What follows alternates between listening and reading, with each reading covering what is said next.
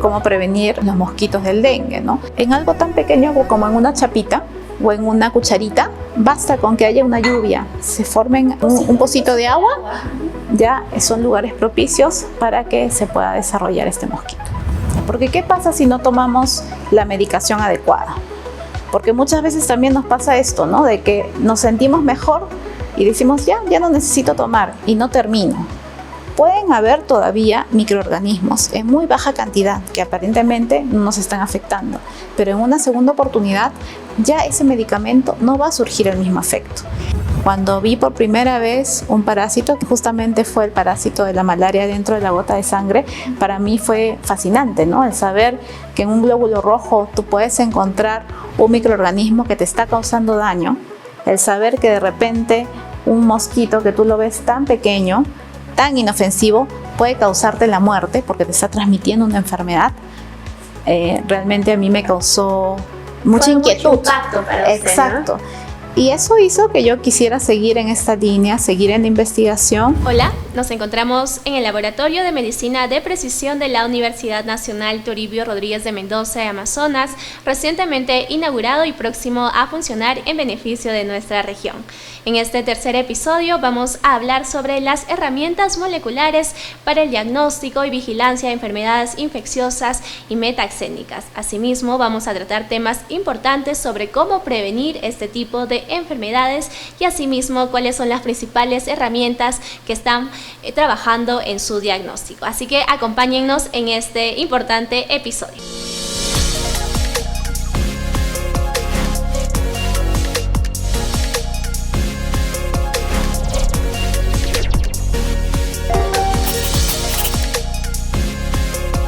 Bienvenidos y bienvenidas a Edúcate, el podcast de la Universidad Nacional Toribio Rodríguez de Mendoza de Amazonas. Este es un espacio donde la innovación, la ciencia, el conocimiento y la educación se fusionan para poder ser compartida a toda nuestra comunidad. En este tercer episodio vamos a hablar sobre un tema muy importante. ¿Ustedes conocían que la región Amazonas es la tercera región del país con mayor reporte de casos de malaria? Esto implica una situación alarmante, el cual tiene que ser atendida con mucha urgencia. En nuestro tercer episodio nos acompaña la doctora Estela Chenet Carrasco, quien es bióloga molecular con más de 20 años de experiencia y ha trabajado en países como Perú, Brasil, Chile, entre otros. Bienvenida, doctora, a este episodio. Bueno, ante todo, muchas gracias por la invitación y, dispuesta a poder compartir con la comunidad sobre el conocimiento científico que estamos generando aquí desde la Universidad Nacional Toribio Rodríguez de Mendoza. Muy bien, doctora. Primero cuéntenos acerca de su trayectoria profesional. ¿Dónde se ha formado usted? ¿Qué experiencia tiene en este sector? Sí, con mucho gusto. Bueno, yo soy bióloga de profesión, de la malla de biotecnología, egresada de la Universidad Nacional Agraria de La Molina. Posteriormente tuve la oportunidad de realizar una maestría y un doctorado en la Universidad Estatal de Arizona, en los Estados Unidos. Y tuve también la posibilidad de acceder a un fellowship otorgado por la Sociedad de Microbiología de los Estados Unidos. Y fue por esto que pude entrar a trabajar a los Centros de Control de Prevención de Enfermedades de los Estados Unidos, que se ubica en Atlanta, y a su vez también estuve como postdoc en la Universidad de Harvard, en la Escuela de Salud Pública. Más adelante también tuve la oportunidad, como bien lo mencionaste, de trabajar en Chile, en donde estuve desarrollando técnicas o tecnologías moleculares para el diagnóstico de diferentes tipos de enfermedades. Muy bien, doctora. Para ya empezar con nuestro tema principal, el cual son herramientas moleculares para la detección de enfermedades infecciosas y metaxénicas, coméntanos, doctora, en términos sencillos, ¿de qué hablamos cuando tratamos enfermedades infecciosas o enfermedades metaxénicas? ¿Y cuál es la diferencia entre una y la otra? Sí, muy bien. Bueno, cuando hablamos de enfermedades infecciosas, estamos hablando de aquellas enfermedades que van a ser causadas por microorganismos, por ejemplo, causadas por virus, bacterias, parásitos, hongos. Cuando hablamos específicamente de enfermedades metaxénicas, nos estamos refiriendo a aquellas enfermedades que van a ser transmitidas por vectores. ¿Qué son los vectores? Bueno, estamos hablando de artrópodos, por ejemplo, mosquitos, moscas, garrapatas, triatominos. Este tipo de insectos, exacto, son los que van a transmitir estos parásitos o estas bacterias, etcétera, y nos van a provocar estas enfermedades llamadas metaxénicas. ¿Y por qué estas enfermedades, ya sea infecciosas o metaxénicas, representan un problema para la salud pública y por qué es importante generar ciencia para poder abordarlas? Bueno, estas enfermedades representan un gran problema por la cantidad de casos y por la cantidad de muertes que pueden estar asociadas a las mismas. Si estamos hablando de las principales enfermedades infecciosas, tenemos muchas, pero las que cuentan con más apoyo justamente para la investigación porque son un problema grande a nivel mundial, hablamos por ejemplo de malaria, de HIV o del virus del SIDA, ¿cierto? Y hablamos también de tuberculosis. Entonces, estas enfermedades representan realmente una gran cantidad de casos a nivel mundial. Están asociados también con resistencia medicamentosa en muchos casos y también pueden constituir o llevar a la muerte rápidamente, ¿no? Si hablamos de la región Amazonas específicamente, tenemos enfermedades metaxénicas, como bien lo mencionas, que representan un gran problema. Lo estamos viviendo, lo hemos vivido recientemente, como es el dengue, la malaria. Y en el caso del dengue, tenemos, por ejemplo, una representación clínica que no es severa, pero una representación clínica que sí lo puede ser y que puede llevar inclusive al dengue hemorrágico y a la muerte. Y al ser enfermedades vectoriales, lo que nosotros necesitamos es justamente poder controlar de alguna manera estas enfermedades. ¿Y cómo hacerlo? Bueno, mediante la prevención, sí, que es importante, un apoyo de que exista realmente en la comunidad, un diagnóstico rápido. Oportuno, exactamente. ¿Y por qué un diagnóstico oportuno? Para que se pueda dar un tratamiento adecuado. Y bueno, finalmente, obviamente, tomar conciencia o las medidas necesarias para controlar estos vectores, para que no sigan pululando y evitar sus nichos ecológicos.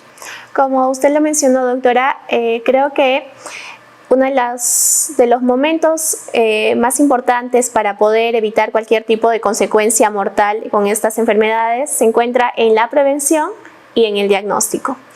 El diagnóstico es importante a través de herramientas, como lo mencionamos al inicio de nuestro podcast, como las herramientas moleculares. Vamos a hablar de qué herramientas moleculares están disponibles ahora para este diagnóstico y que sea un diagnóstico preciso, sobre todo, de este tipo de enfermedades. Sí, como bien lo mencionas, bueno, existen los diagnósticos que son los llamados gold standard, que se utilizan para diversos tipos de enfermedades, dependiendo de la enfermedad se utiliza uno u otro. Por ejemplo, el cultivo, por ejemplo, la microscopía, que son diagnósticos tradicionales, que pueden ser diagnósticos estándar, realmente van a tomar mayor tiempo y no van a dar de repente ese diagnóstico rápido que tú mencionas. O tal vez puedan ser con menor precisión incluso. También, toda técnica de diagnóstico tiene una sensibilidad y una especificidad. Es por eso que ahí el trabajar con herramientas moleculares es clave, porque nos va a ayudar muchas veces con muy poca cantidad de muestra poder diagnosticar de manera precisa y específica, que es lo que nosotros queremos para dar un pronto, un pronto diagnóstico, un pronto tratamiento y control a estas enfermedades. Y en el caso de herramientas moleculares, como bien lo mencionaste, muchos de repente recuerdan lo que sucedió durante el COVID, ¿sí? Que teníamos, ¿qué cosa? La PCR. La PCR, en este caso PCR-RT, una modificación porque se trata de un virus de ARN, que nos ayudó justamente a identificar la presencia del SARS-CoV-2, ¿sí? Y poder así, digamos, de alguna manera tratar de controlar estos casos de COVID, ¿no? Ahora, existen otro tipo de herramientas que pueden ser más prácticas, que te pueden ayudar en el campo, y que son herramientas moleculares. Y justamente les traía aquí, por ejemplo,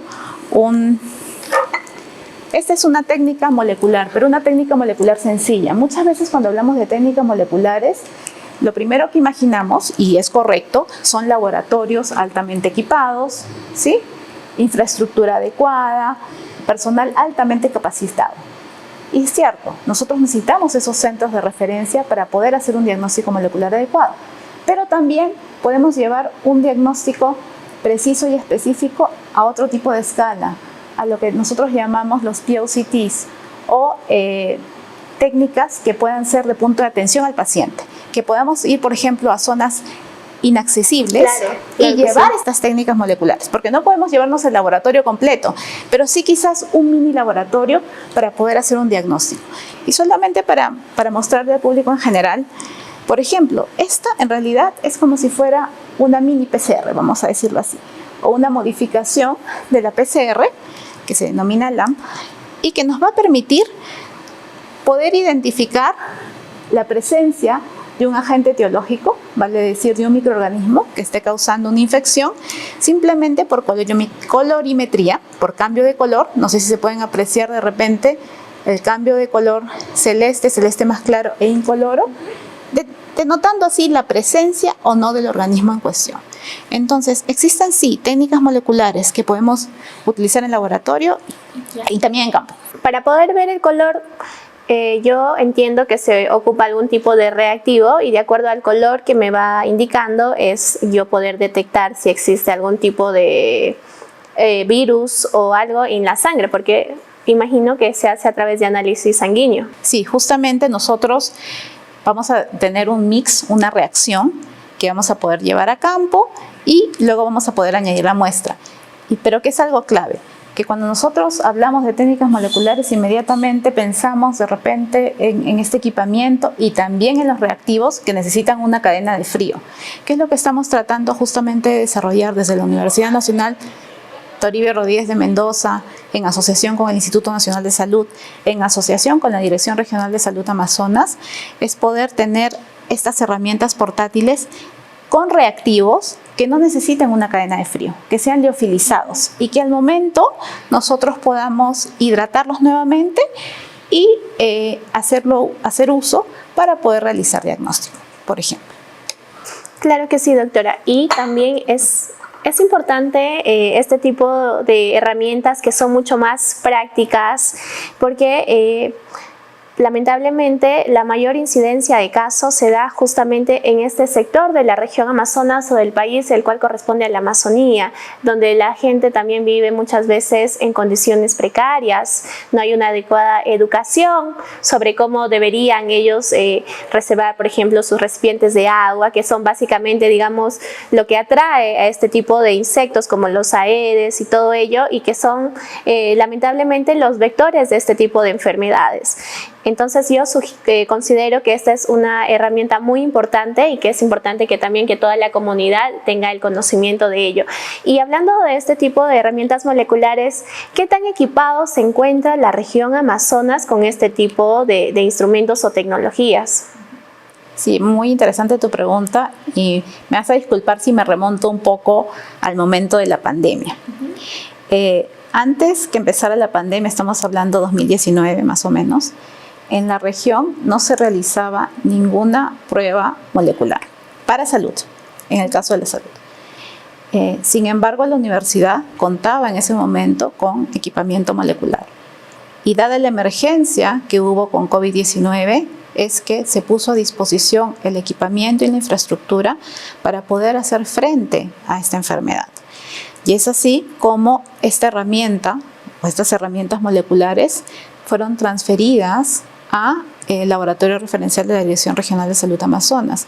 Y actualmente la región cuenta ya con varios diagnósticos disponibles. Por ejemplo, diagnóstico para las enfermedades respiratorias, serotipificación para dengue, diagnóstico para Zika, chikungunya, inclusive también para leptospirosis, y están en la implementación de muchos más ensayos y esperemos que pronto también tengamos la buena noticia de poder realizar, o bueno, que el laboratorio referencial pueda realizar la detección del papilomavirus. Doctora, y a su criterio personal, ¿cuál ha sido, digamos, el hallazgo, la actividad más importante que se haya realizado con este tipo de herramientas? ¿Podríamos hablar del diagnóstico del COVID o considera que adicional a ello puede haber otro tipo de hallazgos que hayan sido principalmente logrados gracias a este tipo de herramientas? Bueno, yo creo que un hito importante fue definitivamente el SARS-CoV-2 y estas herramientas nos han permitido también no solamente detectar, sino tipificar, inclusivamente ver las variantes de SARS-CoV-2, por ejemplo. Y ahora, cuando hablamos de la actual problemática, por ejemplo, del dengue, el evaluar los serotipos, cuando hablamos de la problemática de la malaria, el poder determinar específicamente las especies de Plasmodium, y no solamente las especies de Plasmodium, sino, por ejemplo, ver la genómica, poder ver estructuralmente si nosotros tenemos mutaciones en determinados genes que puedan estar asociados a resistencia y poder ver linajes dentro del Plasmodium que pudieran ser más virulentos o no, o inclusive poder reconstruir la historia de muchos outbreaks o de muchos brotes epidémicos para saber cómo se han originado, de dónde están viniendo y, ¿por qué no?, también poder predecir qué es lo que se pudiera venir después. Doctora, hay un promedio, no sé si es el dato exacto, de 120 tipos de plasmodios. Se tiene conocimiento que son 4 los que afectan al humano, al ser humano. Entonces, estos 4 tipos de Plasmodium son los que se encuentran actualmente en el Perú y en la región Amazonas. Sí, mira, actualmente se han identificado hasta 5 tipos de Plasmodium o 5 especies que pueden causar enfermedad en el humano. Sí, una de ellas es zoonótica. Tenemos Plasmodium falciparum, Plasmodium vivax, Plasmodium malariae, Plasmodium ovale y el que te comentaba, el último, Plasmodium knowlesi. Aquí en el Perú tenemos circulando Plasmodium vivax y Plasmodium falciparum. En la Amazonía, en nuestra región amazónica y principalmente en la provincia de Condorcanqui, tenemos principalmente al Plasmodium vivax que viene circulando, pero tuvimos una introducción de Plasmodium falciparum. ¿Y cuál es el problema con esta introducción? O me dirán, bueno, ¿qué importa una especie versus la otra? Es importante porque el tratamiento para una especie no es el mismo que el tratamiento para la otra. Una de las especies puede causarte mayor enfermedad y puede llevarte a la muerte en comparación con la otra. Y además, estos parásitos o esta enfermedad es bastante peligrosa en mujeres embarazadas y en niños menores de 5 años. Entonces, la prevención, el control es importantísimo cuando hablamos de este tipo de enfermedades. Doctora, y me surge una inquietud. Si hay una persona en la Amazonía peruana que haya sido contagiada, si se automedica y no, digamos, no lleva un control adecuado y está tomando antibióticos, podría hacer que, digamos, este tipo de afecciones o infecciones sean mucho más, con el tiempo, más complejas de tratar, porque sabemos que somos los vectores los que transmiten, pero en realidad si yo genero resistencia ante este tipo de enfermedad, entonces podríamos hablar de que a futuro, si seguimos con una inadecuada medicación o automedicándonos, podríamos tener un problema incluso mucho más grave. Sí, lo que mencionas es bastante importante. Es por eso que es clave el diagnóstico, determinar cuál es el agente infeccioso, sea una enfermedad metaxénica o no. El tratamiento adecuado, poder seguirlo al pie de la letra. Porque ¿qué pasa si no tomamos la medicación adecuada? Porque muchas veces también nos pasa esto, ¿no? De que nos sentimos mejor y decimos, ya no necesito tomar y no termino. Pueden haber todavía microorganismos en muy baja cantidad que aparentemente no nos están afectando, pero en una segunda oportunidad ya ese medicamento no va a surgir el mismo efecto. Y es así que poco a poco nos vamos a quedar sin antibióticos o medicamentos que realmente sean efectivos para las infecciones que tenemos. Y es por eso que constantemente tenemos que estar en la búsqueda de nuevas drogas, de drogas sintéticas que puedan ayudarnos. Entonces es clave que nosotros podamos seguir nuestro tratamiento, terminarlo, no automedicarnos, porque no es lo mismo, todas las bacterias no son iguales, todos los parásitos no son iguales, los virus, los hongos, todos no son iguales. Entonces no podemos dar el mismo tratamiento y menos aún darle a otra persona o darle a nuestro hijo, por ejemplo, ¿no? Hay que tener mucho cuidado con eso, porque también los medicamentos, cuando nos los prescribe el médico, nos lo da también en determinadas cantidades. Entonces no es lo mismo un adulto que un niño. Muchas gracias, doctora. Y continuando con el tema de herramientas tecnológicas, coméntenos, porque ahora actualmente tenemos también la inteligencia artificial que está, digamos, en todo el apogeo y que está formando parte de la vida diaria de cada quehacer del ser humano independientemente de sus funciones, ¿no? Entonces, la IA y también el Machine Learning, ¿de qué manera se complementa con el tipo de herramientas moleculares? Bueno, es muy importante el tema que mencionas y sobre todo en cuanto a lo que se refiere al procesamiento de la información. Estas técnicas moleculares simples y moleculares más complejas o avanzadas, como por ejemplo las generadas por equipamiento de secuenciamiento, que con lo que contamos en la universidad, por ejemplo, secuenciadores Illumina, secuenciadores de campo, como por ejemplo el Nanopore, que es bastante pequeñito, nos van a generar una gran cantidad de data, ¿sí? Ahora el problema no es generar la data, el problema es poder interpretarla. Entonces, ¿cómo vamos a interpretar estos datos? Justamente por la parte de procesamiento de la información, va a ser clave que nosotros utilicemos herramientas, por ejemplo, de inteligencia artificial, machine learning, para poder procesar estos datos y poder obtener de ahí información clave y precisa que pueda ser utilizado en salud pública. Datos epidemiológicos, datos por ejemplo, de dispersión, también poder generar, por ejemplo, mapas de calor, alertas de posibles brotes epidémicos. Todo esto es clave en la lucha contra las enfermedades infecciosas. Y con la incorporación de estas herramientas tecnológicas, moleculares, ¿cómo ha cambiado el diagnóstico de estas enfermedades actualmente, doctora? Bueno, actualmente estas técnicas moleculares, como lo mencionamos anteriormente, lo que nos van a permitir es que tengamos un diagnóstico más preciso, más rápido, ¿sí? Y más sensible.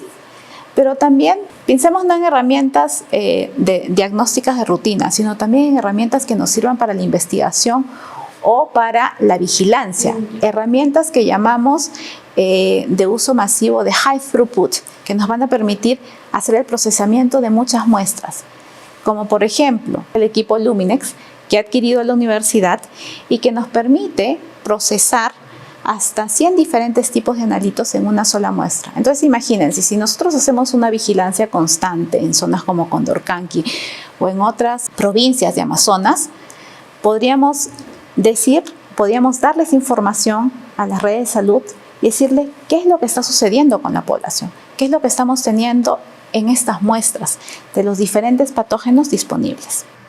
Y hablando de este equipo que usted menciona, que es el Illumina, me dice. El equipo Luminex, muy bien. ¿Qué otros equipos tiene la universidad con este tipo de tecnología mucho más avanzada? Sí, plataformas de alto rendimiento tenemos como por ejemplo el secuenciador Illumina. Bueno, tenemos dos secuenciadores Illumina, uno que va a ser mucho más poderoso, más potente, que es el Nexa 550, uno más pequeño. Tenemos actualmente también este equipo, el Miniayo, que sí nos sirve para campo. Y tenemos también el equipo Lumines, que lo comentaba, que es más que nada para hacer vigilancia serológica, es ver si la persona ha estado expuesta o no a alguna de estas enfermedades. Y además, recientemente, la universidad ya está por adquirir un equipo FilmArray, que nos va a permitir hacer el diagnóstico rápido de diferentes tipos de enfermedades infecciosas. O sea, vale decir que en una hora, si existiera un brote, por ejemplo, un problema de un brote por intoxicación alimentaria, nos pueden pasar las muestras y en una hora nosotros podremos decir qué patógeno es el que está afectando a la población. Ahora ya sabemos cuáles son los principales equipamientos con el que cuenta la universidad. Cuéntenos, doctora, ¿cuáles son las principales investigaciones y acciones que está haciendo nuestra Casa Superior de Estudios a través del Instituto de Investigación de Enfermedades Tropicales? Bueno, la universidad viene realizando varias investigaciones, como lo mencionaba, en conjunto con el Instituto Nacional de Salud, en conjunto con la Dirección Regional de Salud y en conjunto con universidades nacionales e internacionales. Y dos de los proyectos más importantes que recientemente se han obtenido por parte de la universidad, uno tiene que ver con la implementación justamente de plataforma para el control y prevención de enfermedades infecciosas, ese es uno, y el otro se refiere al diseño y la implementación de herramientas para el diagnóstico y diferenciación de enfermedades febriles. Entonces tenemos esos dos proyectos que actualmente se vienen ejecutando por apoyo de Fondesit, Prociencia, Banco Mundial, y que nos van a permitir trabajar conjuntamente con las instituciones de salud. Entonces es clave este trabajo que se viene realizando desde la academia con tomadores de decisiones en salud pública para finalmente tener productos concretos que puedan apoyar al control y a la eliminación de estas enfermedades. Y sobre todo es importante el impacto de estas investigaciones que se está desarrollando porque va a beneficiar principalmente a nuestras comunidades vulnerables. Entonces, que muchas veces son desatendidas, y también creo que como ciudadano peruano no deberíamos ser ajenos a este tipo de situaciones, porque uno podría decir son enfermedades infecciosas o metaxénicas, están en la Amazonía peruana y bueno, pues es digamos una población que es muy lejana a mi realidad. Sin embargo, es importante que todos tengamos conocimiento de esto porque en algún momento, ya sea por turismo, ya sea por trabajo, también nos corresponde transportarnos de un lugar a otro. Entonces es importante la prevención, el conocimiento de este tipo de enfermedades, poder estar mucho más preparados, porque digamos también no hay que tomarlo como un problema ajeno, sino como un problema total, completo de nuestro país. Sin ir muy lejos, mira lo que pasó con el dengue, ¿no? Quizás nosotros pensábamos que eso era una enfermedad lejana, la hemos tenido en la capital. En capital de otros países, en Buenos Aires, a nivel mundial, en España. Entonces estamos hablando de enfermedades que si no son controladas pueden nuevamente expandirse y provocar un problema mayor. Doctora, ¿y qué es lo que genera que este tipo de enfermedades lleguen a ciudades, digamos, donde no existe selva? O sea, ¿qué es lo que genera este tipo de avance o de proliferación de estos insectos? Bueno, ante todo depende del tipo de insecto y de enfermedad en la que estemos hablando, ¿no? Si hablamos particularmente del dengue, estamos hablando principalmente del vector Aedes aegypti. Entonces, este vector es cosmopolita. Este vector le gusta vivir en contacto con la persona. Lo vas a encontrar dentro de casas. Y sus huevos, por ejemplo, son bastante resistentes a la desecación. Entonces, cuando nosotros tenemos condiciones adecuadas de temperatura y humedad, estos prosperan y proliferan. Y si estamos hablando ahorita de un cambio climático, si estamos hablando de deforestación, si estamos hablando de repente eventos geológicos, o eventos que puedan de alguna manera sacar ríos del cauce o que haya una acumulación de repente de desechos, basura, todas esas condiciones van a ser propicias para que estos puedan proliferar y transmitir la enfermedad en caso estuvieran infectados. Doctora, y como usted lo menciona, la prevención es muy importante. ¿Cómo prevengo este tipo de enfermedades? Bueno, cuando hablamos específicamente de enfermedades metaxénicas, lo que hay que prevenir justamente es que podamos entrar en contacto con el vector, ¿no? En algunos casos, si estamos hablando de la zona rural, bueno, dependiendo del tipo de enfermedad, a ciertas horas, por la tarde, por ejemplo, después de las 5 de la tarde, evitar ir a zonas boscosas, evitar internarnos, porque vamos a estar más expuestos a estos mosquitos que son más activos durante la tarde, durante la noche. Ahora, si hablamos de otro tipo de enfermedades, por ejemplo, del dengue, que es transmitida por el Aedes aegypti, estamos hablando de que esos mosquitos pueden entrar a nuestra casa y pueden picarnos de repente en cualquier momento. Entonces, ¿qué es clave? Obviamente, el uso de mosquiteros. El uso de mosquiteros es clave. Si podemos de alguna manera tener algún repelente, es bastante bueno, ¿no?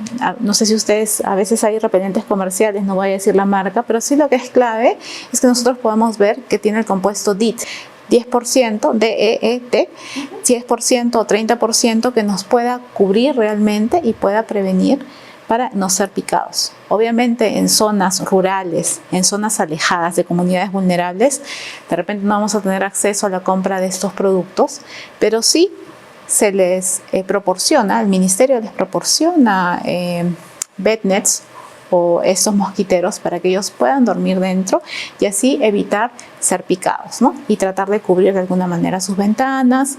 También existen algunos repelentes naturales que pueden utilizar algunas plantas como la citronela, nosotros la conocemos como hierba luisa, que también pudiera de alguna manera apoyar en esta prevención. Lo que sí es clave es que al momento, si uno está en zona endémica, ni bien tenga fiebre, pues dolor de cabeza, fiebre, se puede acercar al centro de salud más cercano, al puesto de salud más cercano y así poder hacer un descarte y el diagnóstico y poder darle un tratamiento adecuado.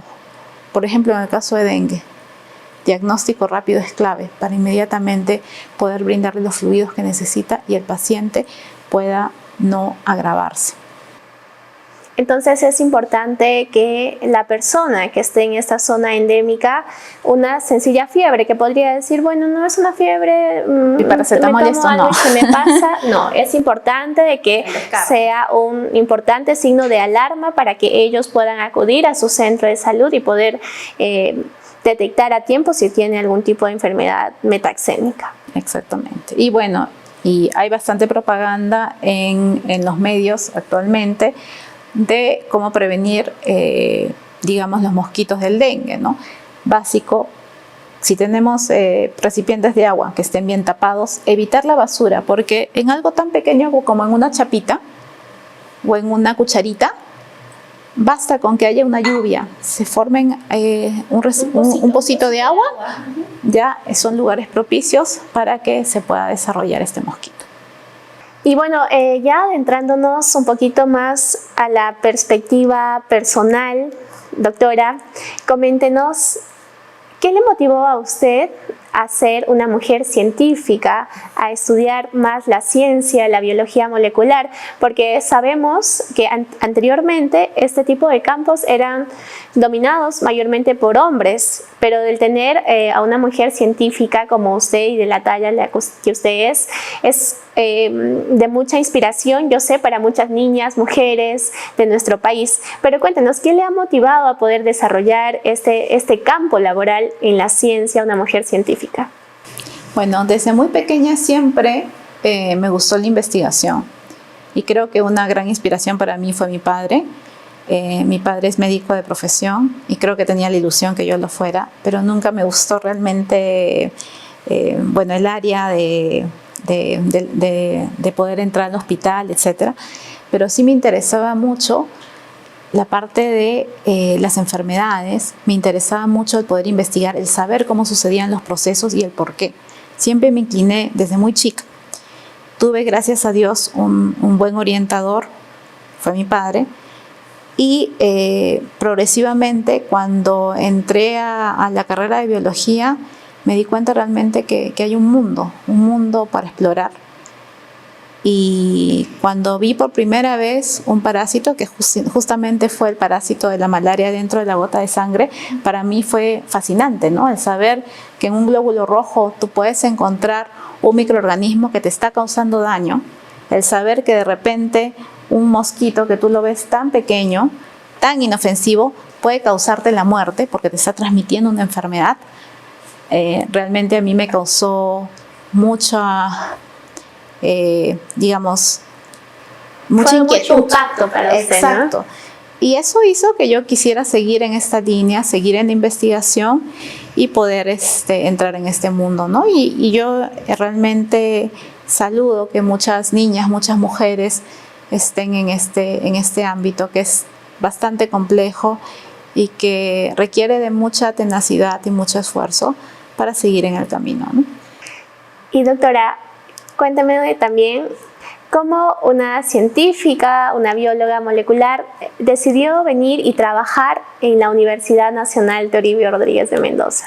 Bueno, para mí ha sido una oportunidad muy grata. Te comento un poco cómo fue.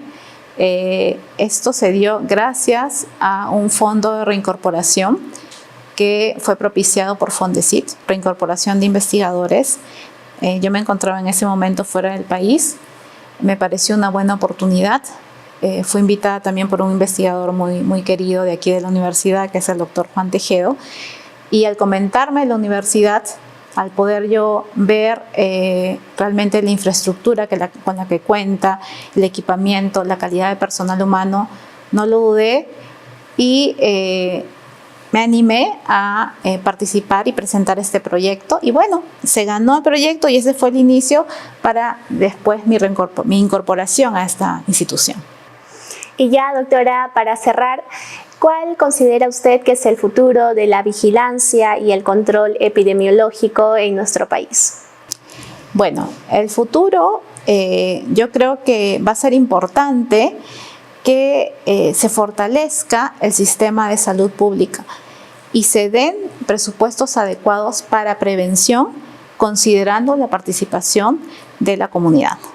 Eso es básico.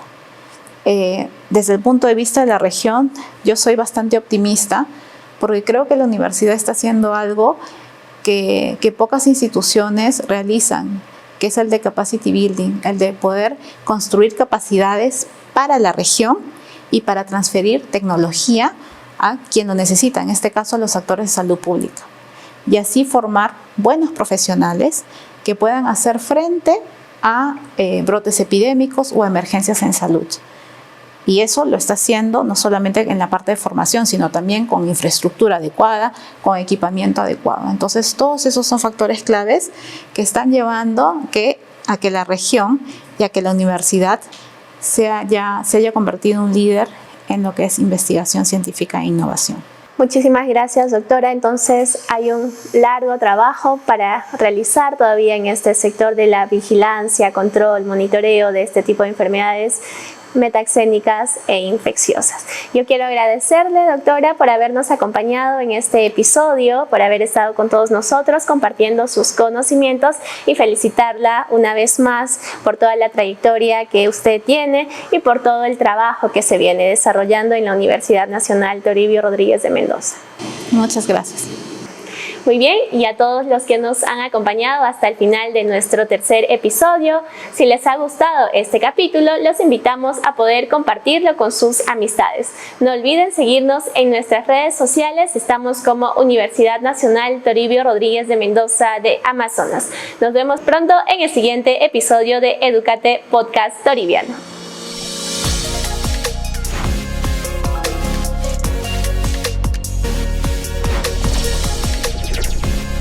Esto fue Edúcate, el podcast de la Universidad Nacional Toribio Rodríguez de Mendoza.